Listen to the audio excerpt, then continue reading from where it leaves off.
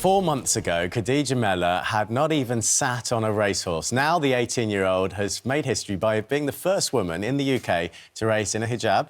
And not only did she race, she actually won the Magnolia Cup at Glorious Goodwood last week. Khadijah, how did it feel when you crossed the line?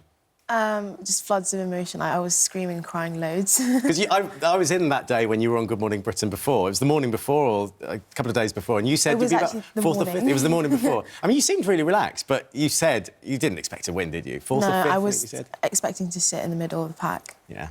I did not expect to win at all. It took everyone by surprise, I think. What was the feeling of building up to the race when you get down there? Because being at any horse race meet is incredible when you're in the crowd, but to be knowing that you're racing and you're one of the jockeys, that must have been an extraordinary feeling for you, Khadijah.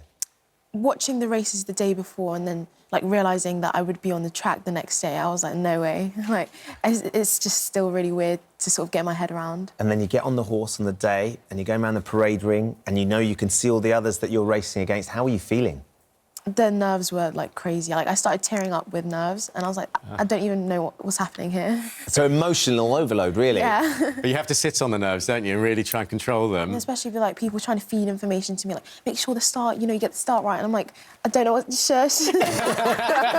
Yeah. Did you sort of almost forget everything you'd been taught in those months beforehand? Like, I think 1% of what people, told me on the day managed to creep through, but everything else sort of just, like, went past my ears. And talk us through the race, then, because how did it go from the start all the way through till suddenly you realised you've got a chance?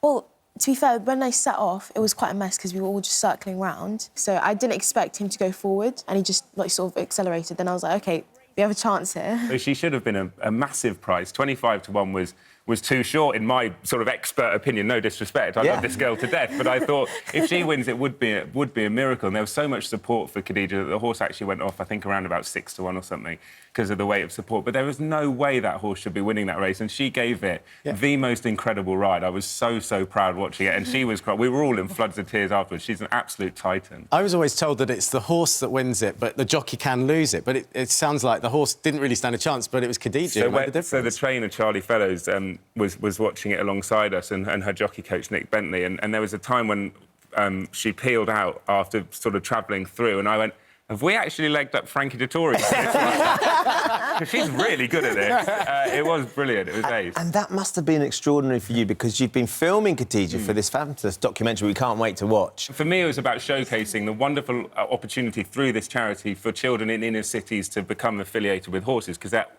as we all know, unbelievable creatures, and racing is an industry I've worked in with unbelievable opportunity. So it was about that, and the journey that we went on from there to Goodwood. Whether Khadijah won, lost or drew, the result had already happened, basically, by her being there alongside those greats. And Khadijah, you were riding before, but you hadn't ridden on a racehorse until just a few months before. Because I had a chance to go on a racehorse, a former racehorse, just, you know, riding along the beach.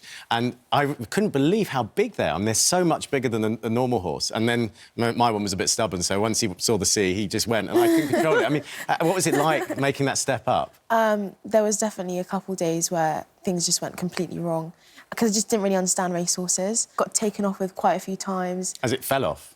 No, like I would just... It just went. I was a passenger. Never through this process did she ever go, do you know what, I think this is too much. She was doing her A-levels and Ramadan at the start of it, but it never fazed her. She always wanted to keep doing it, keep going, and that's one of the most admirable qualities of this incredible young lady. And you realise you're going to be a big role model. Well, you are now. There'll be lots of people watching you. I mean, actually, I remember seeing on Twitter around about the time that you won, lots of people saying, wow, this really inspires me, this is great, it's wonderful to see you doing this. I can't wait to hear a success story where someone's been like, actually, Khadijah Mellah's, like, been a role model to me. Well, you're a success story already. What happens next then, Khadijah? Because obviously, you know, you just, as Oli was saying, you're doing your A-levels. You've got your results coming out soon. Next Thursday. Next Thursday. So good luck with those. But what about the future? Is this it? Is it going to be the life as a jockey?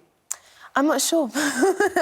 I'm definitely going to still go to university, but I would like to keep up race training, and maybe perhaps get my amateur, but I definitely want to keep charity races and keep going for those. Are you still with the horse that you trained on? Yeah, I was with him yesterday in the morning. I rode him. Oh. And what's that feeling like when you see him now?